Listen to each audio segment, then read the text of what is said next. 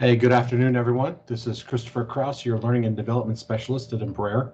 Welcome to our remote learning webinar. Today's topic is going to be safety travel tips from John Kufta, who is our Chief Security Officer. First off, though, a little housekeeping. So please mute your microphones, disable your video. As I look down here, it looks like everyone's doing that. Thank you.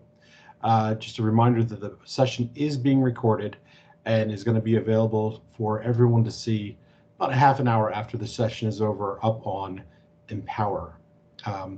We will have some Q&A time at the end of the presentation, so if you have some questions, just write them down, take note, and then at the end we'll have some open Q&A. And as always, we're going to have that post-session survey. We'll have a QR code that's up on the screen. Just use your phone, open the camera, point it to the QR code, and give us your feedback. So with that, I will hand it over to John. Welcome, John. Thank you, Chris. And this is a follow-on to our travel security basics that we did a few weeks back.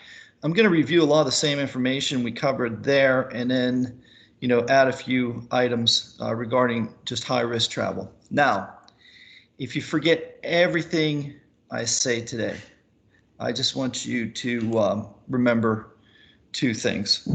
If you're going to any high-risk travel area, or if you are going to a place you might not be even comfortable with going to, or if you have any travel concerns, call us first.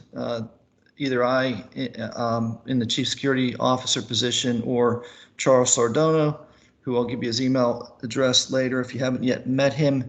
But give either of us a call, and we can, give you a travel briefing and walk through your concerns with you and discuss whatever concerns you might have, or just even, mitigate any risks that you might have or, think you have. So that's number one. Second, so call security. That's number one. If you forget everything you hear today, call security. Second is download the ISOS app. That's International SOS, and that's a service that we got extended from Brazil, and it's a really good app. It's not something that you completely rely on, and I'm going to go through. There's lots of things that you can do to keep yourself safe and during your planning for your travel, but it's like a life vest, I'll call it, to have out there. And it's an extra thing that the company's offering that, you need to have whenever you travel overseas, internationally, specifically to higher risk type locations that you might find yourself in.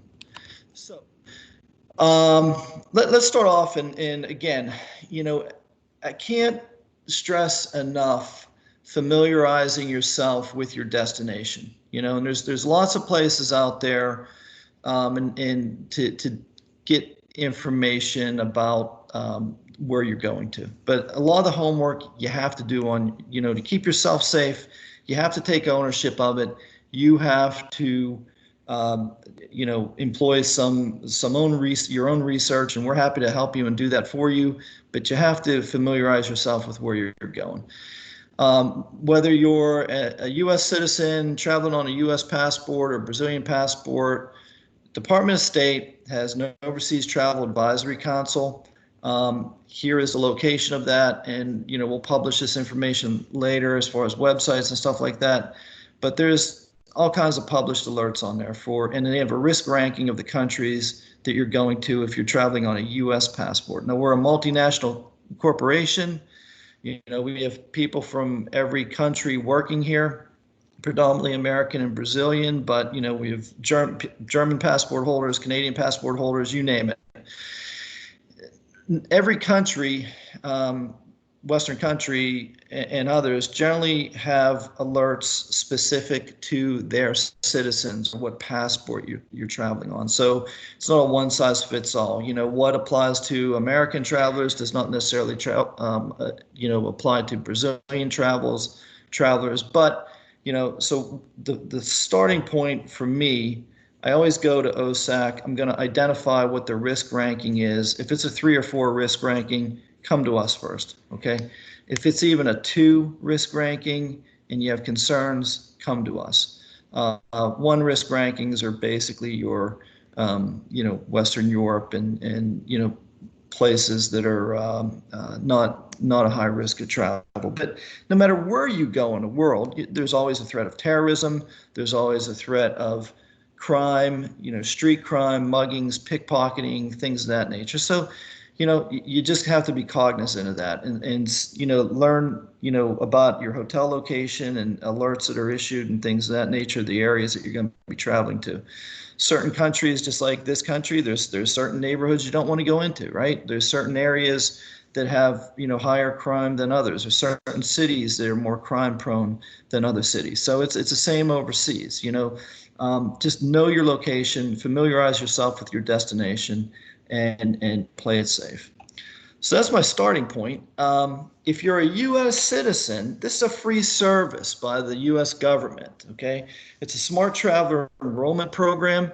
Whenever you travel overseas, I don't care where you're going, if you're going to a low-risk country or a high-risk country, this is something you should take advantage of. You enroll in STEP, you put in your passport information, you put in your hotel location, your dates of travel, and then if something happens in that country, natural disaster, some incident, terrorist incident, whatever that might be, they're going to know you're there. They're going to know where you're at. They're responsible for, notifying U.S. citizens. And in a lot of cases, like with COVID, my wife was over in London visiting our daughter, right? And she was enrolled in STEP, and she was, when they started to shut down air travel and those alerts came out, there was a lot of concern, what was going to happen, but she was getting alerts through the STEP program.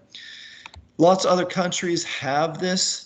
This is just for U.S. passport holders and traveling on U.S. passports. But, if you're traveling on a Brazilian passport, the Ministry of Foreign Affairs has lots of information for assistance to Brazilians abroad or traveling, So go to those websites, identify what the alerts are. If there's anything specific to your country of origin that you need to be concerned about, there's information on here. Do you need a visa to travel to certain places? If you're traveling on this type of passport, I don't care where you're from, Germany, wherever, they all have their own version of this, but that's, a free service, and enroll or do what you have to do to familiarize yourself with your location based on the passport that you're traveling on.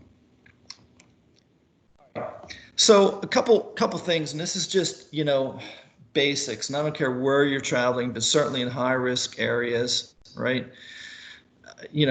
A wallet in the back of the pocket, a flashy purse, something like that. I always carry cash, of that. I'll go to the bank. I'll try to get cash for that area of where I'm traveling to. And I keep, a small amount in, I keep it in different areas, pocket, sock, whatever. But you should have a small amount in the event that you were ever, robbed or, accosted on a street or something of that nature. But, just something to hand over, and I always build out a dummy wallet, something with just a little bit of currency, maybe some expired credit cards, maybe, throw some useless receipts in there, something like that. Have it handy, hand it over to a mugger. Usually they're just crimes of opportunity. They will target people that stick out or look vulnerable. And, if you find yourself in that situation, that's your backup plan, right? You were accosted, mugged, something, just give them something, and they don't want to stay around. They want to quick hit, get the money and run. Give them something, and that's just a protection. I always, email my travel itinerary, destination contacts, phone numbers. What if something happens? You always have to be thinking, what if something happens to me overseas? What if I lose my passport? Maybe it doesn't get stolen. I just lose it. I misplaced something, or if your hotel got broken into, or if you're something, you get pickpocketed, right? You want your family to know where you're at. You want a couple people to know where you're at, supervisor, coworker, some safety valve out there if they need to get in touch with you, or you need to get in touch with them, or somebody to reach back out to if you had some type of emergency. As well as you should plug in our information into your phone. As security, you should have our information, our email addresses if you find yourself in some type of situation, whether it's a dangerous situation or whether it's just, you lost a passport, or some way that we can get assistance to you. Have that information handy, so we could be your life preserver out here to help you. And then I always make 2 copies of my passport, right? I'll keep one, I'll keep one with a friend, assistant, somebody that can email that to me. I'll generally save one on my phone.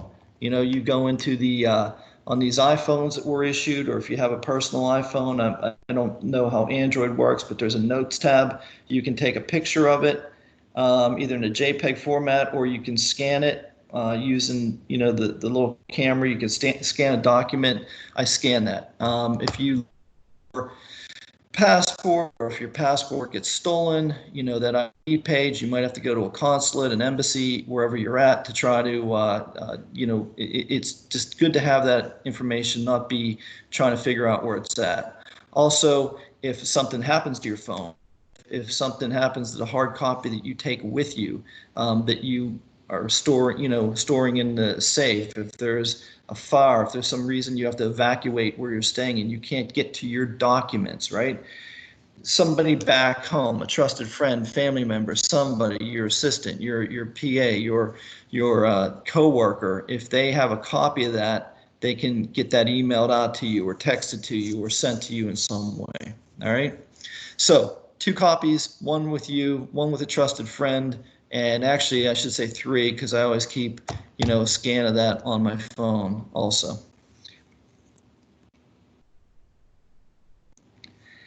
And then it's always important, we live in the West, and, people are vaccinated, but depending on where you go to, you could have a whole host of vaccinations. Some areas, you have to start taking malarial pills early, depending on where you're going. So I always, determine, do the research and do it in plenty of time that you can get to a doctor or the local county health department to have the proper vaccinations issued. A lot of doctors have to order this up.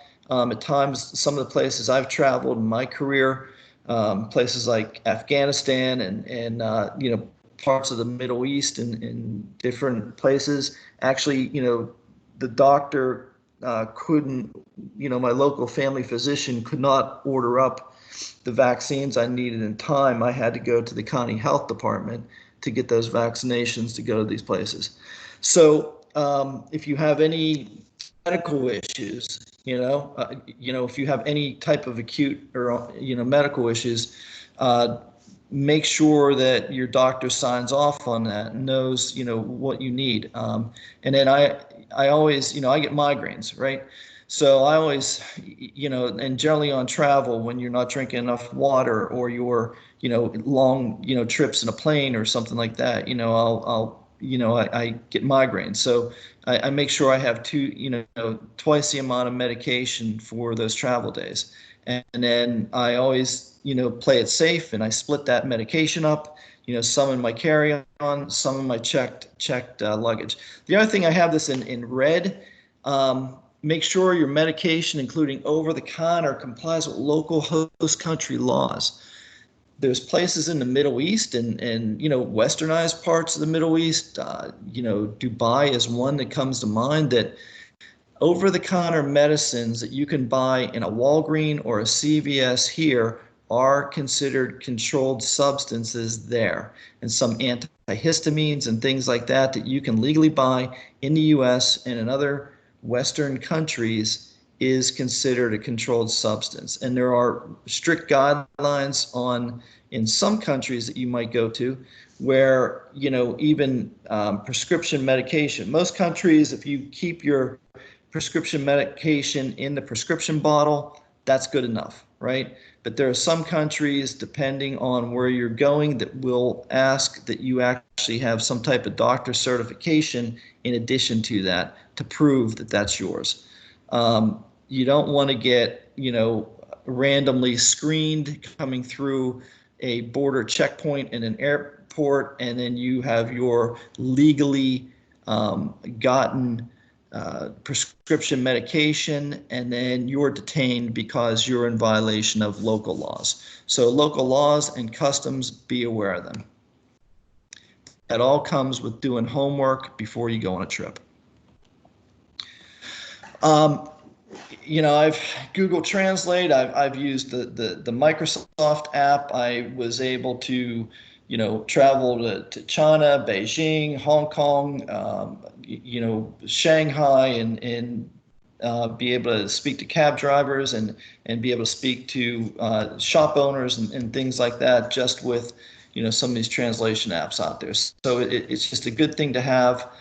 Generally, when you're traveling, if you don't speak the language, try to memorize a few things. But, you know, these translation apps out there, have them on your phone. Be prepared. And the whole idea behind this whole thing is be prepared. You know, the most preparation, having a fallback plan, no matter what you do when you're traveling overseas, you have something to fall back on if you pre-plan and plan ahead. Very, very important, right? Food and water safety. We take for granted we can go to a Publix, we can go to a restaurant, and, you know, you're not going to get sick. But again, in a lot of these countries, you know, there are food and water issues. So, you know, make sure, you know, what they are. Like a lot of these hotels, Western hotels in other countries, you can still get sick if you are brushing your teeth with the water. Now, a lot of these Western hotels in these other countries have water purification systems on them, but you can still get sick. I mean, I always brush my teeth with bottled water. I make sure I drink bottled water. I don't have ice in any drink. I you know, make sure that stuff is coming out of a can or a bottle before it goes into a glass. You should, you know, and quite frankly, I generally don't drink out of any glass that's offered to me in a lot of these destinations. You know, you should always drink straight from a can or a bottle of some type, because the glass itself might be the water that it was washed in, you know, could have some type of contaminants and you know, bacterias that just, you know, our bodies aren't used to. We talked about mosquito-borne illnesses, malaria, and things like that. You got, you know, most of the stuff that's on the market out there, you got to start taking before you get to that destination. And then, you know, look, you know, a lot of us do this. You know, I mean, it's you get to some destination, and you know, as long as it's on your own dime, and you know, you can go off on junkets and things of that nature. But again, depending on where you're at, there's a lot of additional risks. You know, highway safety, transportation safety is not necessarily the same in some of the countries you might be going to. So you got to weigh that risk. And if you have concerns about that, especially in high risk travel locations, I wouldn't be doing, you know, side junkets or things of that nature, even to see, you know, some great, I mean, I could tell you stories about, you know, when we went out to see the Taj Mahal, and it was like Mr. Toad's Wild Ride on the way out there, and probably took our life in our own hands doing that. But, you know, stayed over a weekend, and we were close, but it was quite an experience. So just so you know, there are those additional risks when you're doing things on your own time. Road travel in a lot of these countries is just not the same. You're sharing roads with camels and mules and carts that are overpacked, and you know, it's a different world. So don't take it for granted, and know the risks, and you can assess the risk, but just always plan for that. And then, have an emergency plan, right? Be prepared. What happens? You gotta start thinking about it. What happens if I become ill or injured, right? What do my benefits cover me? Do I need, some other type of coverage when I'm traveling overseas or traveling to a specific location? Have that plan. And that's why, we've been able to do this ISOS offering for these high risk type countries. But so here's the current list from Brazil that I was able to get a hold of, and these are those considered at risk or in conflict, and there's a whole lot of them, and some of them, you know, uh, you know, might for various reasons, are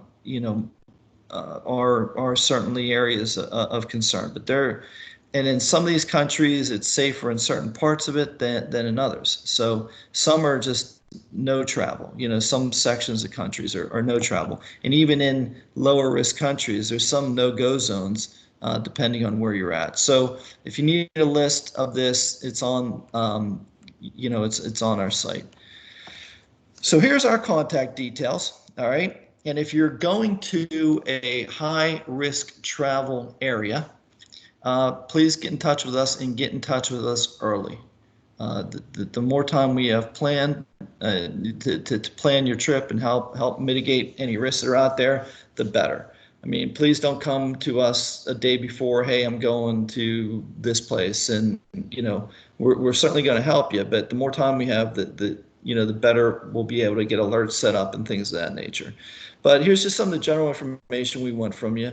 Who's traveling, who you're traveling with, what cities you're going to, what countries you're planning on visiting. There's a little typo there, but the location of where you're going. Do you have transportation set up where you're staying, and things of that nature. And we'll put together a little travel advisories and things of that nature for you. The other thing is if you're a U.S. traveler and you are, if you enroll, on the State Department website, they're going to send you alerts for that. But also, this is something that I want everybody to download. You could get it either through the Apple Store or through Google Play if you have a Android setup. And Chris will put this out to everyone afterwards with the membership number. But this is only for high risk travel. This is only applies to high risk travel or like level 2 and above. This ISOS app. You can get the ISOS app, and here's our Embraer membership number. But if there's an emergency overseas, they have control risks and different companies. They have people working in these locations that can get assistance to you, identify, contact the company on your behalf, medical providers, things of that nature. So this is really a good thing to have. It's not full. It's not the end all be all, but it's just one more tool in your toolbox in addition to the others I outlined with what you have to do to prepare when you're going overseas.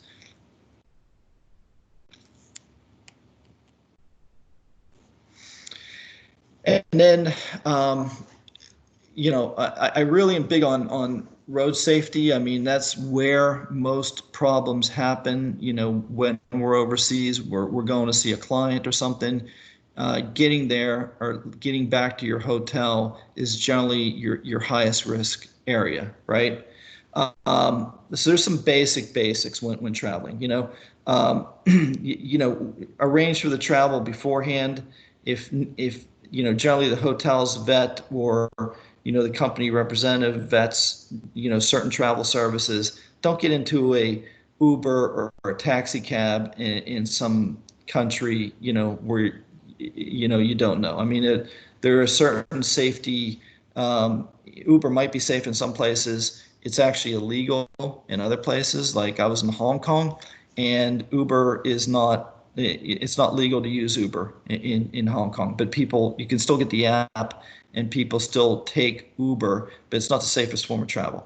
And generally you get into that in my experience, in an Uber, you might get taken for a long ride, or asked. There's no way to pay on your credit card in certain countries where it's not accepted, even though you can still download that app and get an Uber driver. It's not accepted, and you can't pay with a credit card, so they're going to shake you down for cash. So that's just some basics. Know the laws and the customs in that country you're going to.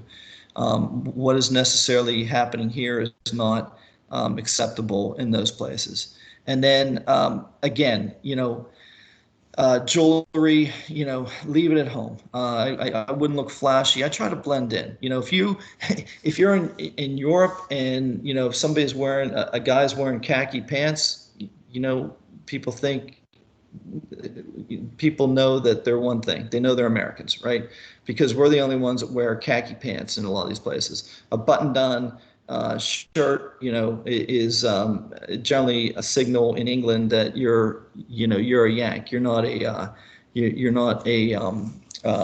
from there, because nobody wears button-down Oxford shirts over there. I try to blend in as much as possible. If you're traveling, if you're wearing shorts, if you're a guy wearing shorts in a lot of places, even in Europe, you stand out, because it's not a dress that a lot of people are comfortable wearing. And certainly in, Middle Eastern countries, you do not want to offend the cultural sensibilities of those countries. You want to dress conservatively, whether you're, a guy wearing shorts, or, a woman who would normally dress a certain way in the United States would not necessarily dress that way in a lot of parts of the world. So you don't want to offend cultural sensibilities. You don't want to bring attention to yourself. And then these are basic common sense kind of stuff. And we covered that. And then some basics, like I've been to different places in South America, and political demonstrations, pop out. And one good thing about that ISOS app and some of these other alerts that you can sign up for is that, they'll give you real-time alerts of what's going on, whether it's a natural disaster, political disturbances, even, political disturbances and protests and things that are happening in the United States right now. If you have this app downloaded, you're getting alerts of those rallies, and you just want to stay away from that. Commotions on the street are usually to draw attention. A lot of times what criminals will do is they will, cause a commotion or some type of event to draw your attention to that, and then you get pickpocketed. There's criminal gang work in Europe that they will have as many as 4 or 5 people working in unison, whereas you're down the street, you'll be bumped several times by different people, and each one of them is identifying where you're carrying your wallet or your money, and then they're giving signals to each other, and then the last one through that bumps you goes and gets your wallet or your purse, or wherever you're carrying your valuables. So just be aware that stuff happens, and go from there. And again, just basic. You probably wouldn't do this here. Don't accept food or drinks from strangers, and then always keep that in sight, because you don't want things. There's plenty of stories where people are slipped some type of narcotic, and then something happens to them, including robbery. So one last thing on situational awareness. Firearm safety standards are not always the same as they are in the West. Again, I always try to identify where the exit is, how many steps that is from my hotel room. Is it to the right? Is it to the left? If a fire breaks out in a hotel or something, even in the US, I do this. I want to know where my closest exit is, how many steps it is, because what do we do if it's smoky and you can't see? You're supposed to get on the ground, right? You don't want to be belly crawling through a hallway the wrong way. You want to know which way to go if a place clouds up in smoke.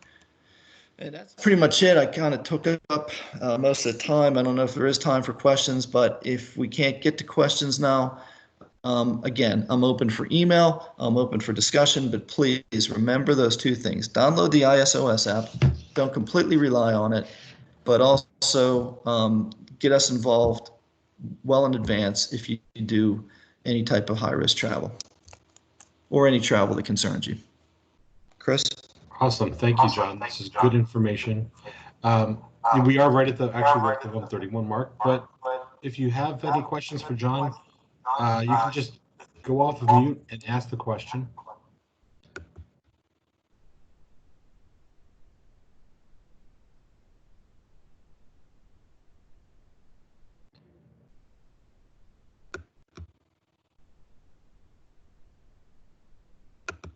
John, I think you were so thorough that nobody has questions for you.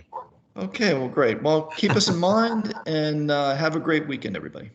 Thanks, guys. Hey, and I will send out a link with the survey. If you could just click the link and take the survey, let us know what you thought about today. I'll also have the information, the membership number for the ISOS app in that email. So be looking out for that, and have a great weekend. Thanks, guys. All right, great. Thank you, guys. Thanks, John. Thanks. Bye-bye. Bye, everyone.